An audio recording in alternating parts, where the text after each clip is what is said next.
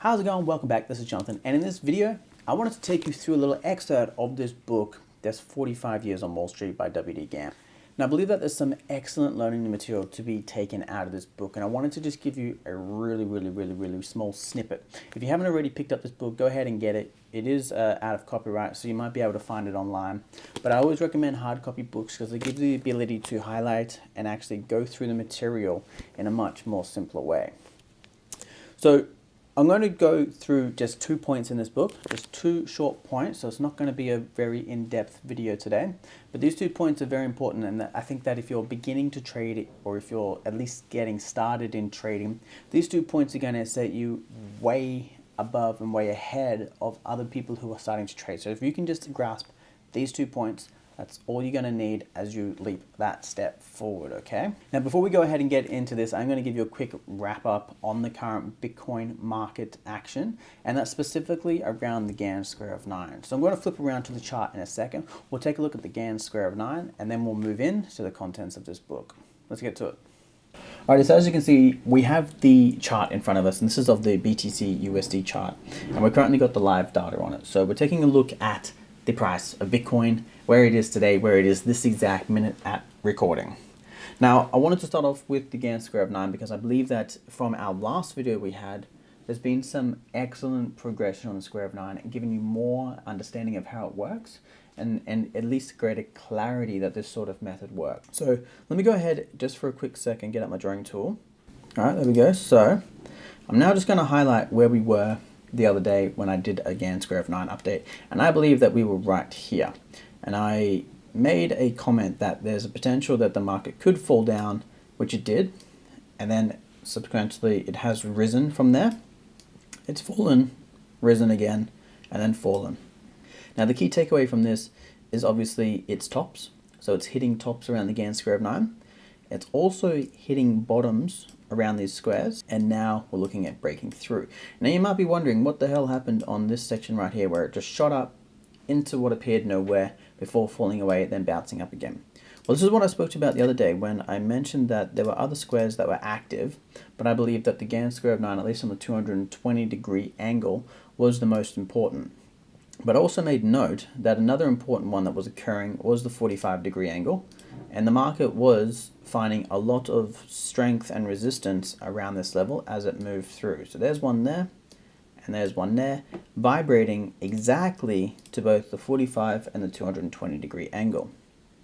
Now, when I went through this chart and I looked at all the analysis and data for it, I should say, not analysis, all the data for it, I found that the 220-degree angle, I should say here, the 220-degree angle was by far the strongest and produced the strongest moves and the strongest runs, and that's why that is the primary one that I'm following. So this is all you need to know. These levels here will give us a guide if you're using this only one strategy of where support and resistance, something in my face, where support and resistance may occur in the Bitcoin market. Now you could do something similar for Ethereum, you could do something similar for Monero or VET, maybe even Ripple. You know, they've all got their own unique rhythm that they're vibrating to, and it's just that I just found that the 220-degree in this particular markup was a strong one. So that's just something to keep in mind. Let's go ahead and now just jolt over to the actual book content so we can take a look at it. Now, just as we open up this book, I don't want to be in a position where I'm sort of doing teacher-student sort of environment. That's not what I want. But I want to give you the at least motivation to go out and maybe grab these sort of books so that way you can see what's in them. And I wanted to just provide you tools and tips to get you through these books as quick and easy as possible and also take the most amount of knowledge out of them. So if I just switch over to page 8, and again, that is in 45 Years of Wall Street. On page 8, there's rule number 3 and rule number 4, which we're going to focus on today, which is on page 8. So we're very early into the book and we're already beginning rules. But on rule number 3, which is on page 8, Gann says buy and sell on percentages. Now, you probably heard this a lot, the Fibonacci ratio, or 38.2 and 61.8%, that if the market comes down to those levels, it might change direction. Well, Gann had found that the halfway point or the midpoint was the most significant, and that's where the most psychological levels were naturally occurring. So if you take a low point and a high point and you divide it in two, you get the midpoint, and that midpoint in this instance is called the 50% level. Same as if you take the high point and the low point and you divide it by 2, you get the midpoint. and that is the 50% level in this instance as well. So Gann would obviously say if the market, in an uptrend at least, was rallying higher, and then if it fell 50% before, sort of stabilizing and or moving up, then that would have been a good area to potentially have your buy signals with tight stops underneath them. So Gann actually said, buy or sell on a 50% decline from any high level or a 50% advance from any low level, so long as these reactions or rallies are with the main trend. Again, remember, if the market's moving up and you get a 50% decline from that prior move up, then if the market sort of stabilizes before rallying higher again, that is what Gann's talking about. So that's with the trend. Now he says, you can use the percentage of the individual stocks as well as the percentage of the averages to determine the resistance levels and buying and selling points. Now, in this case, you'll generally be analyzing individual stocks, but if you want to take a shortcut, and as he says, just average out the actual indices in this instance, or like Dow Jones, NASDAQ, XJO, XAO, and those sort of massive indices, you can actually do your analysis on these big picture plays and then trade individual stocks under them. So if the big picture market, or the market from a big point of view, is moving higher, then falling, and then you get like a 50% retracement, and then on the individual stock levels, you should see them all reflect that, at least one way or another, and you could buy or sell around those levels.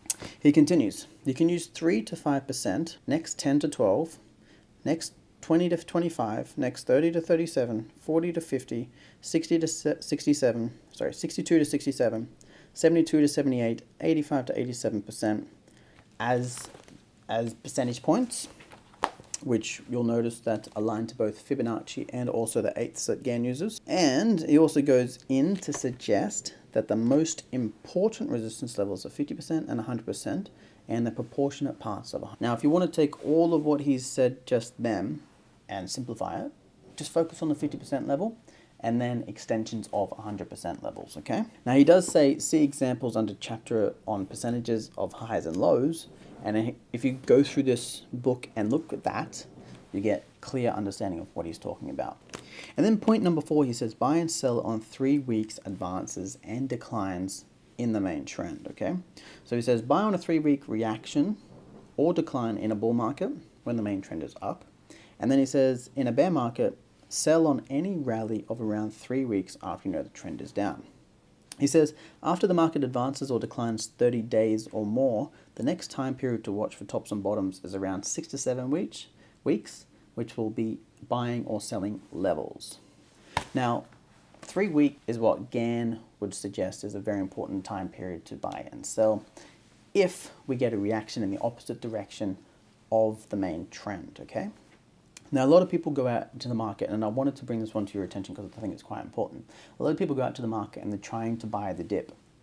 Well, if you want to know when to buy the dip in a bull run, your best point of reference is the 3-week mark. And that's especially if you're getting the long moves up, whichever the screen is facing. If you get the long moves up, and then you get the retracements on the 3rd week in a very strong week, that is generally the safest area to put your buy and sell signals. Buy signal if it's a bull run, sell signal if it's a bear market and the market's moving down. But those are generally the safest points. So for this instance, if the market continues to run up and then it hits a major top and then it falls for 1 week, 2 weeks, and you're not too sure when to buy, generally on the Wednesday, hypothesizing right now, but you can take a look, generally on the Wednesday of the 3rd week, we may see a change of trend, and then that sort of area would be the safest place to buy. Before, if the market is to resume its original trend, the market moves higher. Let's go ahead and turn back to the chart so we can take a look at both these rules, put them together, and that way you can see what exactly you maybe want to do moving forward. Alright, so one of the points that Gann made there was to buy and sell on the 3-week mark. Now, I'm going to try and simplify this and also change it just very slightly, just so you can understand how Gann's rules work on a large scale. So I've still got the Bitcoin price up, but instead of looking at the weekly chart, we've also got here now a daily chart. Now, one of the main things that we're looking at here is we're looking for advances in the market, and if the market is going to continue to resume higher, we want to see what the best point of call to buy was. And remember, the whole objective here is to show you a way, not the only way, but a way to buy a dip. And then, on top of that, we're going to be taking a look at a way to modify this rule so that way you can use it on any time frame. Now, Gann's rule of 3 is very simple. Wait 3 days for the market to react, or in this instance, he says 3 weeks. But anything with price and time, you can multiply it by any time frame that you're looking at, and that's what's important, and that's what's often misunderstood.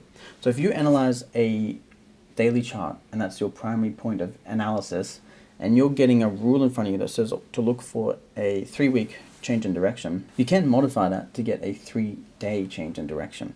And if you do a lot of your analysis on a monthly chart, you can change that to 3 months of a change in direction. So we're going to take a quick look at the first one, which is the daily chart, just so I can highlight some areas where it would have been safer to buy. You're not always going to get it right, but some areas if you're trying to buy the dip where it would have been safer to buy. So let's take a look at this, just this move up, and we'll go from there. So we know the first thing that this rule requires is an uptrend. So let's just hypothesize that the market is now starting here, and we wanted to use this form of analysis to look to buy the dip. Now there's 2 ways you can do it.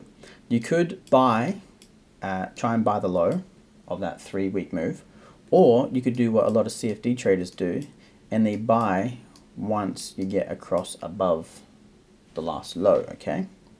So I'm going to go for the second option and do buying across the above of the last low. Sorry. So I'm going to do the second option, that's buying above the tops once we get a change in direction. So if I go ahead and now zoom in, let's go ahead and take a look at this area here. So we get the move down, we get the move down, we get the move down. Now this here, if we use our 3-day rule of falling markets, this here would have been the area where we would be looking for a purchase order should the market change direction.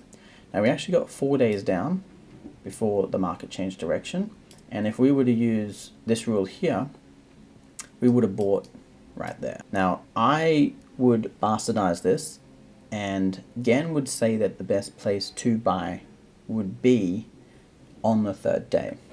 But I reckon if you can stick to the CFD trading methodology, which is buying as the market moves up, so you'd buy this point here, that's going to give the safest entry point, in my opinion, in falling markets.